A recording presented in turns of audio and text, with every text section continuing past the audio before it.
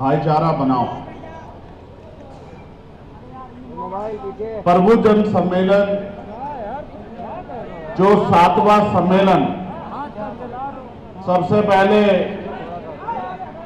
सहारनपुर में हुआ, फिर दूसरा सम्मेलन हापुड़ में हुआ, तीसरा सम्मेलन गाजीपुर में हुआ, चौथा सम्मेलन आगरा में हुआ, 5वां सम्मेलन, और सम्मेलन नहीं कहिए, ब्लास्ट कहिए, ब्लास्ट,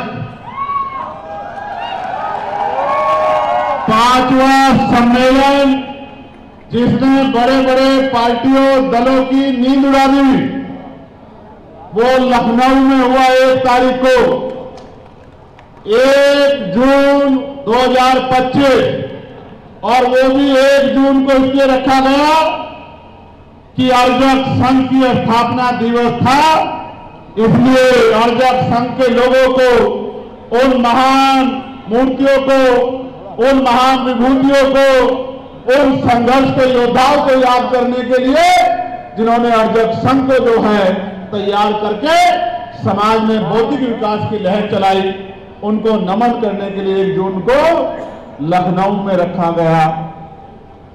फिर 6वां सम्मेलन झांसी में रखा गया, बुंदेलखंड की धरती पर, छलकारी बाई, मां छलकारी बाई की धरती पर।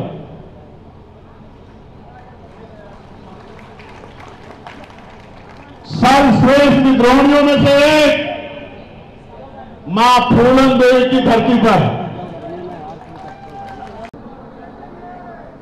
ये होगी तो एक आईना हमारे सामने आएगा, हमें पता लगेगा, क्योंकि 1931 के बाद नहीं हुए ना। SC ST की होती है, सिर्फ SC ST की होती है, ना OBC की होती, ना सामान्य वर्ग की होती है।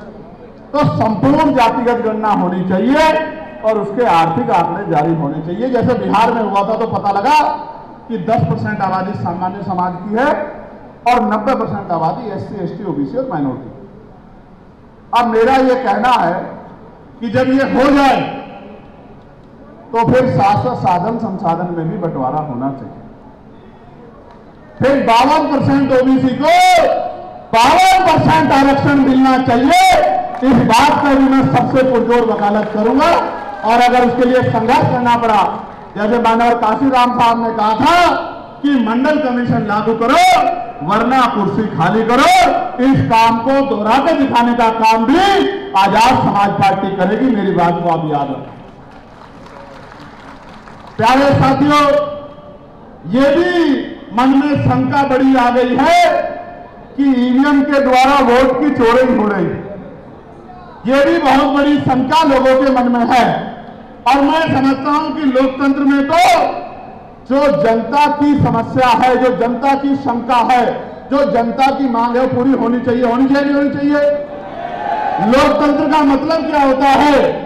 लोकतंत्र का मतलब होता है जनता द्वारा जनता का शासन, यानी कि जनता अपने लिए प्रशासक नियुक्त करती है कि हमारी काम धाम की रखवाली कौन करेगा। ठीक है, तो जनता ये चाहती है। आप भी आज बता दो, बैलेट से चुनाव होना चाहिए या ईवीएम से? ईवीएम से कह रहे हो क्या? नहीं, समझ नहीं आ रहा। जब मैं कहूंगा बैलेट से, और अगर आप सहमत हो तो जोर से नारा जाना चाहिए, ईवीएम से होना चाहिए या बैलेट से होना चाहिए? एक और बार बताओ, मजा नहीं आ रहा। बैलेट से होना चाहिए क्या? बहुत अच्छे। तो जनता की मांग को प्रमुखता से रखना हमारी जिम्मेदारी है, इसलिए बैलेट से चुनाव होना चाहिए। हमें इस ओर पर ध्यान देना चाहिए। बात तो सुनो बहुत शांति से, और मैं आपसे सबसे महत्वपूर्ण बात करूं। देखो भाई, उनके मुकाबले का मीडिया तो हमारे पास नहीं है ना। 6 महीने पहले आदरणीय अध्यक्ष जी भाई चंद्रशेखर एडवोकेट जी के संघर्ष से प्रभावित होकर आज़ाद समाज पार्टी में शामिल हुए थे। अब मैं अनुरोध कर रहा हूं प्रोफेसर ब्रजेश कटियार जी से, ब्रजेश चंद कटियार जी जो विभाग अध्यक्ष हैं HBTU के अंदर, मैं आपसे अनुरोध कर रहा हूं। देखिए साथियों, ये हो रहा है और बड़े पैमाने पर हमारे प्रबुद्ध लोग, प्रोफेसर, डॉक्टर, इंजीनियर, बड़े बड़े अधिकारी आ रहे हैं। तो मैं अनुरोध कर रहा हूं प्रोफेसर ब्रजेश चंद कटियार जी से, ये हमारे पिछड़े वर्ग में कुर्मी समाज से हैं, कृपया आएं और अपने विचार इस मंच।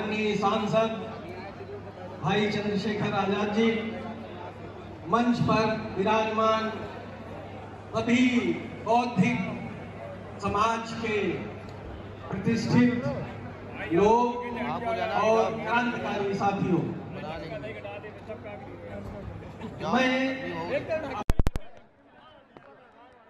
मैं बोला भाई बता। देखिए, ये हमारा 7वां प्रभु सम्मेलन है, सहारनपुर से शुरू हुए हैं और 18वां सम्मेलन खत्म हो गए, तब हमारे मंडल स्तरीय सम्मेलन खत्म होंगे। और ये सम्मेलन का उद्देश्य ये है कि आज बहुजन समाज के अस्तित्व पे खतरा बन गया है। चारों तरफ से संविधान में जो प्रदत्त अधिकार उनको मिले हैं, उन अधिकारों को खत्म किया जा रहा है। चाहे वो आरक्षण हो, चाहे शिक्षा हो, चाहे नौकरियां हो, चाहे और जमीनें मिली हो, चाहे और अधिकार हो, उन सब अधिकारों पे डाका पड़ रहा है। चाहे बिजली के निजीकरण का मामला हो या शिक्षा मित्रों का मामला हो, उनके समायोजन का, चाहे 69,000 शिक्षक भर्ती का मामला हो, तमाम तरह से कमजोर वर्गों के खिलाफ अन्याय किया जा रहा है। मुसलमानों पे बुलडोजर चल रहे हैं, उनके घरों को जमींदज किया जा रहा है, उन पे गोलियां चल रही है, दलित पिछड़े वर्ग के लोगों को मार मार के लटकाया जा रहा है, उनकी बच्चियों की अस्मतों पे भी हमला हो रहा है, कानून व्यवस्था खत्म हो चुकी है। ऐसे में अस्तित्व बचाओ, समाज में भाईचारा बनाओ, कमजोर वर्गों को जोड़ो और जोड़ के प्रबुद्ध जन सम्मेलन के जरिए भविष्य की तैयारी करो। जो 15 साल का सूखा है उसको खत्म करो, राजकाज लाओ और लोगों की समस्या दूर करो। जातिगत जनगणना होनी चाहिए, उसके साथ साथ उसके आखिरी आंकड़े भी जारी होने चाहिए।